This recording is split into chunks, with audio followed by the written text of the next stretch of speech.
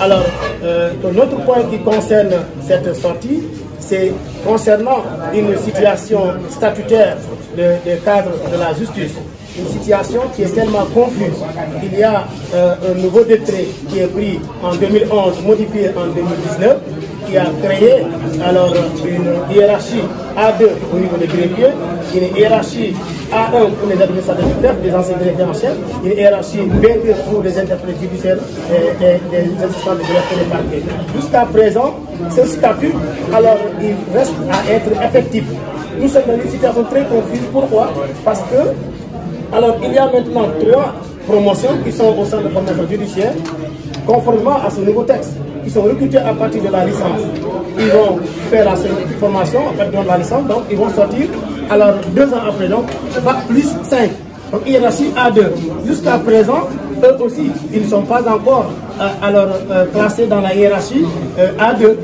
Et ils viendront peut-être sortir, trouver alors la majorité des greffiers qui étaient recrutés à l'époque par le BAC, hiérarchie, par exemple B2. Donc c'est cette situation très confuse que nous avons dit qu'il faudrait au moins qu'on tire la sonnette d'alerte le plus rapidement possible. Si maintenant les autorités ne veulent pas nous entendre, alors nous les poussons devant leurs responsabilités. Bon, de quelle manière on a déposé, conformément aux textes internationaux et nationaux, un préavis de grève. Si maintenant ce préavis de grève alors exclut, alors qu'il n'y a pas de solution, mais bien entendu à nos corps défendants, parce qu'avant tout nous sommes des responsables.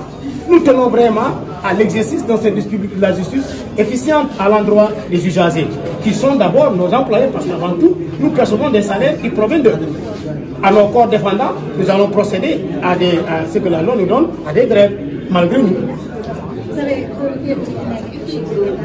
Oui, nous avons fait une invite au chef de l'État parce qu'en réalité, alors nos interlocuteurs, que sont le ministre de la Justice et le ministre de l'Intérieur, ont montré leurs limites quant à nos collaborations. C'est pourquoi nous avons dit, étant donné qu'ils sont des collaborateurs du président de la République, c'est lui qui est le premier responsable dans un État.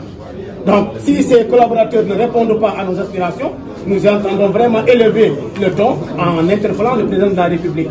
C'est ça.